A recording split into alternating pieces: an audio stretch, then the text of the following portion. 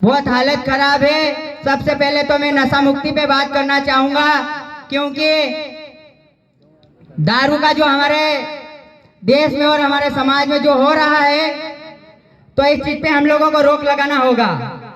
तो मैं आप लोगों से यह कहना चाहूंगा कि आप मुझे यह बता दीजिए, यहाँ जितने भी सामाजिक कार्यकर्ता आए हुए हैं या जितने भी बड़े पदाधिकारी जो भी है, ईमानदारी से बता दो, उंगली ऊपर खड़ी कर दे कि इसमें दारू का सेवन कौन कौन करते हैं। किसी की उंगली खड़ी नहीं होगी साथियों, क्योंकि ये हमारे समाज की सच्चाई है साथियों। तो साथियों, आप लोगों को मैं इसलिए बोल रहा हूं कि जितने भी यहाँ जो बड़े बड़े पदाधिकारी है मेरे सामने जो बैठे हुए हैं, मैं आप लोगों को मिर्ची लगे मुझे कोई फर्क नहीं पड़ता, लेकिन मैं सच बोलूंगा। अगर आप लोगों के पास जिगरा है सुनने का तो सुनना। जितने भी बड़े बड़े पदाधिकारी और मेरे समस्त जयस और भीम आर्मी और भील प्रदेश के जितने भी साथी यहाँ बैठे हुए हैं, सबसे पहले आप लोगों को दारू का सेवन छोड़ना होगा साथियों।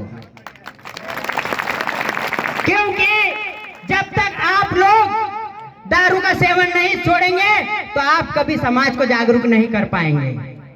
क्यों नहीं कर पाएंगे? क्योंकि अगर आप लोग दारू का सेवन करते हैं, और अगर दारू का सेवन करके भी अगर ग्रामीण क्षेत्र में अगर बैठक है या कुछ भी लेने जाते हैं, तो सबसे पहला सवाल आपको वहां से कोई सा भी लड़का उठ के पूछ लेगा कि पहले आप तो दारू छोड़ो। आप अगर किसी को सुधारने जाते हो, ये सबसे बड़ी बात है साथियों। तो हमें सबसे पहले हमारे समाज को जो खत्म करने वाली ये जो चीज है वो ये शराब है। तो आज से स्टंटिया भील की नांदेड़ की धरती से आप लोग ये प्रण लेना कि हम ये दारू को कभी हाथ नहीं लगाएंगे, कभी दारू नहीं पिएंगे। ये आप लोगों को यहाँ से प्रण लेके जाना होगा। नहीं तो मैं आप लोगों को बोल दूं कि आप कितने भी कार्यक्रम कर लो, कुछ नहीं होना हमारे लोगों का। इधर से सुनते हैं, इधर से निकाल देते हैं, कोई मतलब नहीं रहता। लेकिन साथियों, इस बात का ध्यान रखना कि जिस भी कार्यक्रम में पहुंचो, हमारे जो बड़े बड़े पदाधिकारी आते हैं उनको आप सुनो और उनसे सीखो। कुछ हमारे से भी सीखने को मिलेगा, हमें उनसे भी मिलेगा सीखने को।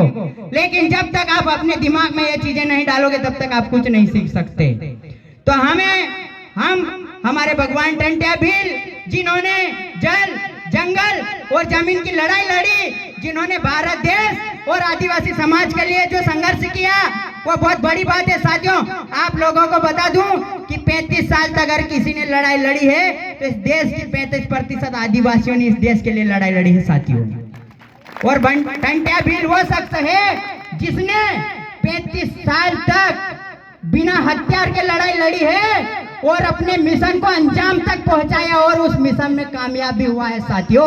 और देश को और आदिवासी जमीन को बचा के आप लोगों को दिया है। तो आप लोगों को ये बात समझनी होगी, क्योंकि भगवान